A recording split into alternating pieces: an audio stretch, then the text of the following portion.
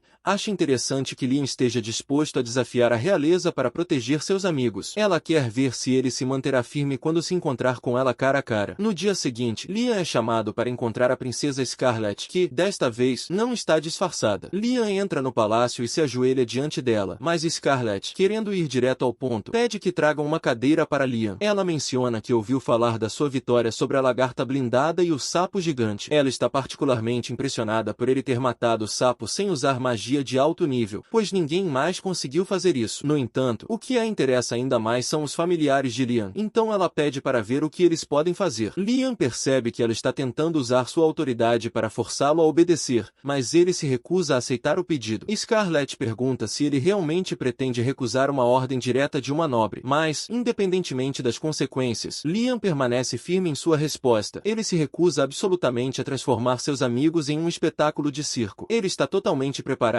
para enfrentar a ira de Scarlet por sua recusa, mas, para sua surpresa, ela começa a rir. Lian é a primeira pessoa que ela conhece que se mantém fiel aos seus princípios, mesmo diante de uma autoridade superior, e isso a diverte bastante. Ela quer recompensá-lo por isso e decide conceder-lhe o título de barão. Lian entra em pânico, pois não acha que mereceu tal título, mas Scarlet gostou dele, sendo a princesa, pode fazer o que quiser. Isso faz com que a família de Lian perca seu status de nobreza, mas há algo mais que Scarlet quer lhe dar. Ela lhe apresenta um grimório de contrato de familiaridade, e Lian fica muito mais empolgado com isso do que com o título de barão. Ele agradece a Scarlet profusamente e segue seu caminho para treinar com um novo grimório. Algum tempo depois, Lian está sentado na floresta, lendo o grimório, e consegue usar os feitiços nele com facilidade. No entanto, até que ele domine o livro, seus contratos não serão permanentes. Enquanto ele ainda está praticando, nota Bruno se aproximando. Lian se surpreende, pois Bruno se casou e saiu de casa há algum tempo. Ele pergunta a Bruno o que o trouxe ali, e Bruno responde que não tem um motivo específico, apenas queria passar um tempo com o irmão, principalmente para parabenizá-lo pessoalmente por ter se tornado barão, o que é uma grande conquista. Ele diz a Lian que agora ele basicamente está acima de seu pai, mas Lian não entende o que isso significa, já que seu pai é conde e ele é apenas barão. Bruno explica que, embora barões sejam de rank inferior aos condes, o país separa a nobreza em categorias, aqueles que conquistam seus títulos por mérito e aqueles que os herdam. Naturalmente, aqueles que conquistam seus títulos são vistos como mais impressionantes. Lian não sabia que funcionava assim, mas, mesmo agora superando seu pai, ele não se importa muito, pois seu foco é aprender magia. Enquanto caminha pelos corredores, ele encontra Albrevi, o cumprimenta, mas Al o ignora de forma rude, deixando Lian se perguntando por que ele está tão irritado. Enquanto isso, Albrevi está furioso por seu irmão mais novo estar, de alguma forma, superando. Enquanto caminha, ele ouve algumas criadas falando sobre todas as conquistas de Lian e fica cada vez mais irritado. Albrevi, ainda consumido pela inveja de seu irmão, grita com as criadas, perguntando perguntando se elas acham que Liam é tão incrível assim que talvez deveriam abandonar o trabalho e ir trabalhar para ele. As criadas, percebendo o ciúme de Aubreville, rapidamente se desculpam, mas ele não está satisfeito e pergunta se realmente acreditam que Liam é melhor do que ele. A resposta é óbvia, já que uma das criadas é uma prodígio mágica que ganhou seu título aos 12 anos, enquanto Aubreville não tem nada notável em sua vida. No entanto, como as criadas querem manter seus empregos, elas mentem e dizem que Aubreville é melhor que Liam. Ele então se afasta, determinado a provar que é realmente superior a Liam, jurando que também realizará algo grandioso. No dia seguinte, Liam encontra Azuna e Jodie na cidade, e os três se tornam bastante populares, principalmente por causa da beleza de Jodie e Azuna, o que faz com que muitos homens da multidão olhem com ciúmes para Liam. Ele sugere formar oficialmente um grupo com elas, mas não quer forçá-las a fazer algo que não queiram. Ambas concordam em formar o grupo, e no final do dia, os três partem para uma missão na floresta. Jodie usa seu arco para atingir um lobo, e Azuna corre para finalizá-lo com sua espada. Liam elogia Azuna, que ficou muito mais rápida desde que se tornou sua familiar. Jodie também percebe que sua visão não é mais a de uma velha, graças ao contrato que a fez voltar à sua forma de criança. Liam pergunta se sempre é bom melhorar a visão, e Jodie responde que, como arqueira, ela nunca recusaria uma visão melhor. Então, Liam lança um feitiço de aprimoramento em seus olhos, permitindo que ela veja muito mais longe. Azuna, curiosa, pede para Liam lançar o mesmo feitiço nela, mas ele hesita, explicando que o aumento de força seria arriscado para ela, pois ela poderia se machucar, mas aprimorar a visão não tem efeitos colaterais. Jodie fica muito grata por poder snipear tudo dentro do alcance de seu arco, graças a Liam. Após um longo dia de caçadas, eles retornam à guilda, mas encontram o local em completo caos. Eles descobrem que Aubreville quebrou o selo da floresta, provavelmente na tentativa de derrotar o monstro selado, movido por sua inveja distorcida. Liam sente que é parcialmente sua culpa, então corre para a floresta para avaliar a situação. Quando chega, encontra dezenas de soldados feridos e muitos mortos. Horrorizado, ele encontra Aubreville caído no chão e vai até ele, mas Aubreville, em um frenesi, começa a gritar que ainda não falhou. Então, o mestre da guilda o agride com um bastão para acalmá-lo, dizendo que a situação já está caótica o suficiente. O mestre explica a Liam que Raiden, o monstro dragão Fien, foi selado na floresta pelo bisavô de Liam, mas Aubreville desfez o selo em uma tentativa fracassada de matar Raiden. Agora, Raiden está solto, e sua prole, os pequenos Rons, causaram a maior parte dos danos. Para selar Raiden novamente, eles precisam lidar com seus filhos, que estão dificultando o processo. O mestre da guilda revela que, como Raiden foi selado por tanto tempo, levará cerca de uma semana para ele recuperar sua força suficiente para atacar, e se conseguirem selá-lo antes disso, poderão evitar um desastre. Liam decide ajudar da melhor forma que puder, então corre para o local de Raiden e encontra os três pequenos Rons guardando o monstro. Azuna tenta atacá-los com seu salto, mas um dos Rons lança uma bola de fogo nela, e, embora ela consiga se esquivar, a árvore atrás dela é destruída. Liam tenta usar seus feitiços de mísseis mágicos, mas os Rons os contrariam com suas próprias bolas de fogo. Incerto do que fazer, ele ordena que Azuna e Jodie fujam, enquanto ele atrai os Rons para um portal de outra dimensão, aprisionando-os. Surpreso consigo mesmo por ter conseguido derrotar os três pequenos Rons, Liam observa que a situação foi bem mais apertada do que imaginava. Agora que os Rons estão fora de cena, o mestre da guilda pode começar a selar Raiden novamente. Azuna e Jodie retornam ao lado de Liam, e ele fica aliviado por elas estarem bem. Elas perguntam sobre o feitiço que Liam usou, e ele explica que era um feitiço que cria uma dimensão separada, mantendo os Rons presos dentro dessa esfera. De repente, Liam ouve uma voz em sua cabeça e, no segundo seguinte, é puxado para a mente de Raiden. O dragão se refere a Liam como um humano com uma alma imensa e pergunta quem ele é, mas Liam não entende a pergunta, já que, pelo que sabe, ele é apenas um humano comum. No entanto, Raiden não está convencido, pois pode perceber claramente que o corpo e a alma de Liam não correspondem. Liam então percebe que Raiden deve estar se referindo ao fato de que ele foi reencarnado no corpo de Liam Hamilton e se pergunta se Raiden sabe o motivo disso. Infelizmente, Raiden não tem ideia, mas ele sabe que a vida de Liam será uma interessante, então oferece um pacto com ele. Quer acompanhar Liam ao longo de sua vida e promete não trazer nenhum mal a ele ou a seus entes queridos, caso aceite. Na verdade, ele oferece ajuda para Liam aprimorar as habilidades que já possui. Como Liam não sente nenhuma hostilidade vinda de Raiden, ele acaba aceitando o acordo. De repente, o corpo de Raiden se desmaterializa e é absorvido pela alma de Liam, deixando uma marca de dragão em sua mão. Liam sente o poder de Raiden fluindo por seu corpo e decide fazer um pequeno teste. Ele lança seu míssil mágico para o céu e, para sua surpresa, consegue controlar e disparar 17 feitiços ao mesmo tempo, graças ao aumento de poder que Raiden lhe concedeu. No entanto, usar o poder de Raiden parece ter alguns efeitos colaterais negativos, pois todos ao redor de Liam começam a sofrer dores de cabeça devido à densa mana que está irradiando dele. Liam percebe que sua mana está causando isso, então a reprime e pede desculpas por agir de forma tão imprudente. Como forma de mostrar sua sinceridade, ele oferece ao mestre da guilda 10 kg de pó de ouro e pede que usem isso para pagar o tratamento dos feridos no combate. Mais tarde, naquela noite, Liam tem uma reunião com seu pai, que expressa imensa gratidão pelo que Liam fez, já que evitou um grande desastre causado pela visão limitada de Albrevi. Ele também ouviu que James ainda está na cidade, então a notícia da grande conquista de Liam deve chegar à capital real em breve. Naquela noite, Liam vai dormir, mas, ao acordar na manhã seguinte, percebe que 2 novos feitiços surgiram em sua mente. Ele corre para fora para testar os feitiços e, após várias horas de prática, consegue finalmente usar um deles, convocando um pequeno Raiden. Com mais prática, ele será capaz de tornar o pequeno Raiden útil em combate, mas, por enquanto, é mais como um pet fofo. Enquanto Liam brinca com o pequeno Raiden,